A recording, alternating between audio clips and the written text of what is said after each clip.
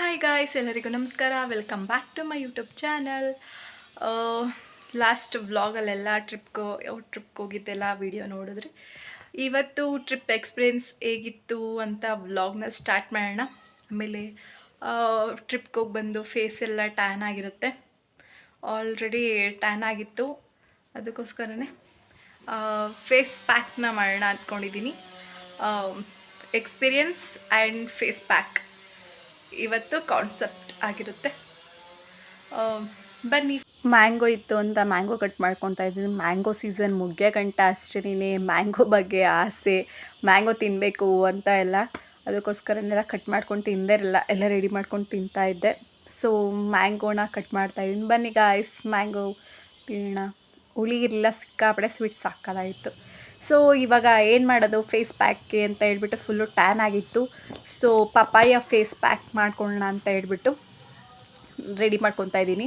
So face ಪ್ಯಾಕ್ಗೆ ಇದಿರುತ್ತಲ್ಲ, ಪಪ್ಪಾಯದ ತಿರುಳು ಅಂತಾರಲ್ಲ, ಅದನ್ನು ತೊಗೊಬೇಕು. ಇದೆಲ್ಲ ಬೀಜ ಎಲ್ಲ ತೆಗೆದು ತೊಗೊಬೇಕು. ಪಪ್ಪಾಯ ಹಣ್ಣ ತೊಗೊಳ್ಬಾರ್ದು. ಈ ಥರ ತಿರುಳಿರುತ್ತಲ್ಲ ಅದನ್ನು ಮಾತ್ರ ತೊಗೊಂಡು ಸಪ್ರೇಟ್ ಬೌಲ್ಗೆ ಹಾಕ್ಕೊಂಡು ಅದನ್ನೆಲ್ಲ ಮಿಕ್ಸ್ ಮಾಡ್ಕೊತಾ ಇದ್ದೀನಿ. ಇದಕ್ಕೆ ಅರ್ಧ ಸ್ಪೂನಷ್ಟು ಜೇನುತುಪ್ಪ ಹಾಕ್ಕೊತಾ ಇದ್ದೀನಿ. ಜೇನುತುಪ್ಪ ಹಾಕ್ಕೊಂಡೆಲ್ಲ ಚೆನ್ನಾಗಿ ಸ್ಮ್ಯಾಶ್ ಮಾಡ್ಕೊತಾ ಇದ್ದೀನಿ. ಸೊ ಪ್ಯೂರ್ ಜೇನುತುಪ್ಪ ತೊಗೊಳ್ಳಿ, ಒಳ್ಳೆಯದು ಸ್ಕಿನ್ಗೆ. ಸೊ ಎಲ್ಲ ನೀಟಾಗಿ ಸ್ಮ್ಯಾಶ್ ಮಾಡಿಕೊಂಡೆ. ಸೊ ಇವಾಗ ಫೇಸ್ ಎಲ್ಲ ವಾಶ್ ಮಾಡ್ಕೊಂಡು ಬಂದಿದ್ದೀನಿ. ಇವಾಗ ಫೇಸ್ ಪ್ಯಾಕ್ ಅಪ್ಲೈ ಮಾಡಬೇಕು. ಬನ್ನಿ. ಸೊ ನಿಮ್ಗೆ ಹೇಳಲೇಬೇಕು, ಕೆಲವರು ಪಪ್ಪಾಯನ ಹಾಗೆ ಹಾಕ್ಕೊತಾರೆ. ಪಪ್ಪಾಯ ಹಾಕ್ಕೊಬಾರ್ದು. ಪಪ್ಪಾಯದ ಇದು ತಿರುಳು ಅಂತಾರಲ್ಲ, ಇದೆಲ್ಲ ಬೀಜ ತೆಗೆದು ಹಾಕ್ಕೊಂಡ್ರೆ ಸ್ಕಿನ್ಗೆ ಒಳ್ಳೆಯದು. ಸೊ ಈಗ ಫೇಸ್ ಪ್ಯಾಕ್ ರೆಡಿ ಇದೆ. ಫೇಸ್ಗೆ ಅಪ್ಲೈ ಮಾಡೋದು ಅಂದರೆ ಬಾಕಿ. ಚೆನ್ನಾಗಿ ಸ್ಮ್ಯಾಶ್ ಮಾಡಿ ರೆಡಿ ಇದೆ.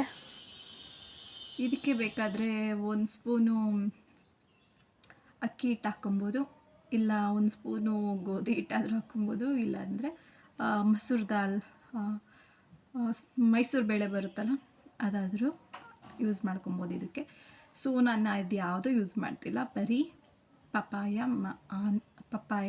ಆ್ಯಂಡ್ ಹನಿ ಎರಡೇ ನಾನು ಯೂಸ್ ಮಾಡ್ತಾ ಇರೋದು ಇವಾಗ. ಸೊ ಫೇಸ್ ನಾನು ಹೇಳಿರೋಂಗೆ ಪಪಾಯ ತಿರುಳು ಹಾಕ್ಕೊಂಡ್ರೆ ಫೇಸ್ಗೆ ವಿಟಮಿನ್ಸ್ ಎಲ್ಲ ಸಿಗುತ್ತೆ. ಪಪಾಯನ ಯೂಸ್ ಮಾಡಬಾರ್ದು. ನಿಂತ್ಕೊಂಡು ಹಚ್ಕೊತಾ ಇದ್ದೀನಿ ನಾನು.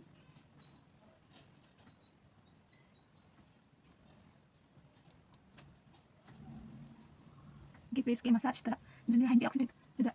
ಪಪಾಯ ಹಣ್ಣನ್ನು ಇದು ಮಾಡೋದು, ತಿರುಳು ಅಂತ ಬರ್ತದೆ ಇಲ್ಲಿ, ಸೀಡ್ ಸಮೇತ ಹಿಡಿತೀವಲ್ಲ, ಬೀಜದ ಸಮೇತ ಹಿಡಿದ್ರೆ ಹೋಗ್ತಾ ಇದೆ. ಅದನ್ನು ತೊಗೊಬೇಕು. ಎಲ್ಲರೂ ಮಾಡ್ತಾರೆ ರೆಮಿಸಿಕ್ಕು. ಸೊ ಪಪಾಯ ಹಣ್ಣು ತೊಗೊಂಡು, ಪಪಾಯ ಹಣ್ಣನ್ನು ಹಿಡಿತಾರಲ್ಲ, ಅದನ್ನು ತೊಗೊಂಡ್ರೆ ಫೇಸ್ ಇನ್ನೂ ಚೆನ್ನಾಗಿ ಮಸಾಜ್ ಮಾಡ್ತಾ ಇದ್ದೀನಿ. ಡ್ರೈ ಆಗಿದೆ, ವಾಶ್ ಮಾಡ್ಕೊಂಡು ಬರ್ತೀನಿ. ಸೊ ಇವಾಗ ವಾಶ್ ಮಾಡ್ಕೊಂಡು ಬಂದೆ. ಈ ಮುಖನ ಚೇಂಜಸ್ ಕಾಣ್ತಾ ಇದೆ. ಅಲ್ಲಿ ಕ್ಯಾಮ್ರಾದಲ್ಲಿ ಕಾಣ್ತಾ ಇದೆಯಲ್ವೋ ಗೊತ್ತಿಲ್ಲ, ಇಲ್ಲಿ ಕನ್ನಡದಲ್ಲಿ ನೋಡಿದಾಗ ಎಷ್ಟೋ ಡಿಫ್ರೆನ್ಸ್ ಕಾಣಿಸ್ತಾ ಇದೆ. ಟ್ಯಾನ್ ಆಗಿರೋದೆಲ್ಲನೂ ಸಹ ರಿಮೂವ್ ಆಗುತ್ತೆ. ಇದು ಒಂದ್ಸಲಿ ಅಪ್ಲೈ ಮಾಡಿದ್ರೆ ಸರಿ ಹೋಗಲ್ಲ. ಇದು ಹೋಮ್ ಮೇಡ್ ಅಲ್ವಾ, ಆಯುರ್ವೇದಿಕ್ ಥರ.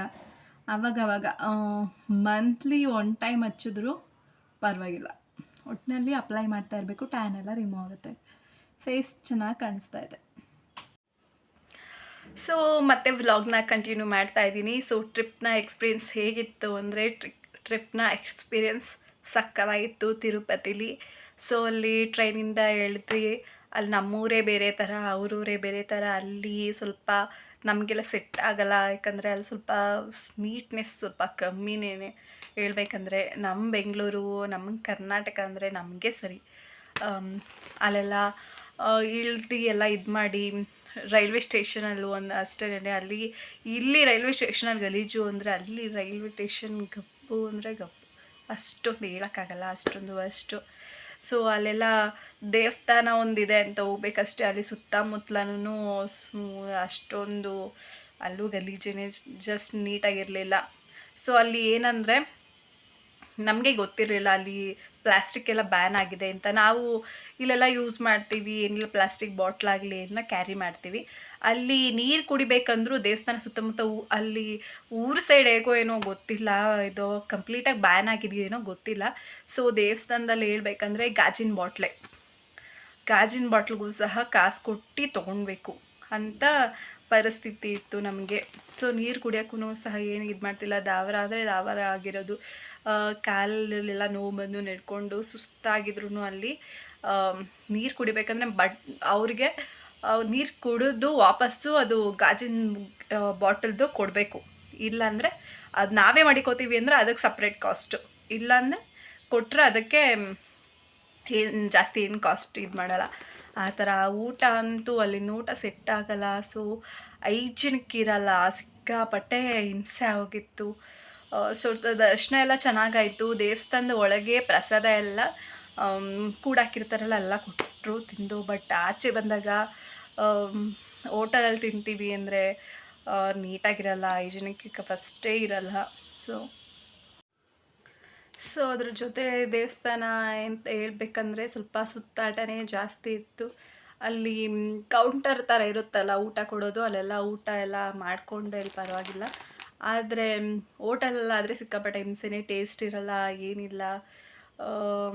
ಇನ್ನು ಓಡಾಟನೇ ಜಾಸ್ತಿ ಹೋಗಿತ್ತು. ನೀರಿಗೂ ಸಹ ಅಲ್ಲಿ ಬಾಟಲ್ಗೆ ಕಾಸು ಕೊಟ್ಟು ಕುಡಿಯೋ ಅಂತ ಇದ್ದಿಲ್ಲ. ಒಂದಕ್ಕೆ ಒಂದು ಬಾಟಲ್ 1 ಲೀಟ್ರಿಗೆ ಅಂತ ಹೇಳಿದ್ರೆ 40 ರುಪೀಸು ಏನೋ ಮೇ ಬಿ ಅಷ್ಟಿತ್ತು. ಸೊ ಅದು ತಿರ್ಗಾ ಬಾಟ್ಲು ಕೊಡಬೇಕಂದ್ರೆ ಬಾಟ್ಲು ನಾವೇ ತೊಗೊಬೇಕಂದ್ರೆ 10 ರೂಪಾಯಿ ಜಾಸ್ತಿ ಇರಬೇಕು. ಆ ಥರ ಎಲ್ಲ ಇತ್ತು. ಸಿಕ್ಕಾಪಟ್ಟೆ ಹಿಂಸೆ ಆಗಿತ್ತು ಅಲ್ಲೆಲ್ಲ.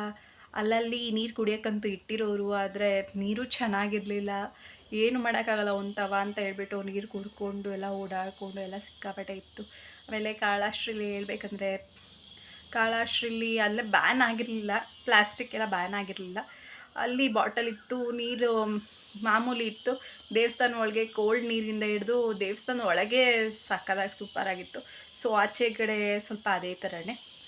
ಸೊ ಚೆನ್ನಾಗಿತ್ತು ಟ್ರಿಪ್ ಎಕ್ಸ್ಪೀರಿಯೆನ್ಸು. ನಮ್ಮೂರು ನಮಗೆ ಚೆಂದ, ನಮ್ಮ ಕರ್ನಾಟಕ ನಮಗೆ ಚೆಂದ, ನಮ್ಮ ಮನೆ ನಮಗೆ ಚೆಂದ.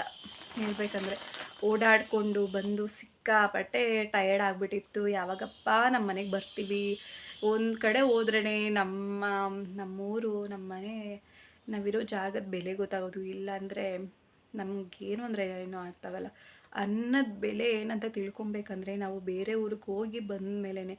ಇಷ್ಟಿಷ್ಟು ಸ್ವಲ್ಪ ಕೊಡು ಅನ್ನಕ್ಕೂ ಸುಲಭ ಸಿಕ್ಕಾಪಟ್ಟೆ ದುಡ್ಡು ರೇಟ್ ಹೇಳ್ತಾರೆ, ಆದರೆ ಟೇಸ್ಟ್ ಚೆನ್ನಾಗಿರಲ್ಲ, ಏನಿಲ್ಲ. ಯಾವಾಗಪ್ಪ ನಮ್ಮ ಮನೆಗೆ ಬಂದ್ಬಿಡ್ತೀವಿ ಅಂತ ಸಿಕ್ಕಾಪಟ್ಟೆ ಹಿಂಸೆ ಆಗಿತ್ತು. ಫೈನಲಿ ನಮ್ಮೂರು ನಮ್ಮ ಮನೆಗೆ ಬಂದು ಅದೇ ಖುಷಿ, ಅದೇ ಸಂತೋಷ. ಸೊ ಯಾರೇ ಆಗಲಿ ಒಂದು ಊರಿಗೆ ಹೋದ್ಮೇಲೆ, ಒಂದು ಜಾಗಕ್ಕೆ ಹೋದ್ಮೇಲೆ ಅದು ಯಾವುದೇ ವಸ್ತು ಆಗಲಿ ಯಾವ ಇದಾಗಲಿ ಅದ್ರ ಬೆಲೆ ತಿಳ್ಕೊಳ್ಳೋದು, ಅದ್ರ ಬೆಲೆ ಕಂಡುಕೊಳ್ಳೋದು ಅಷ್ಟೇ.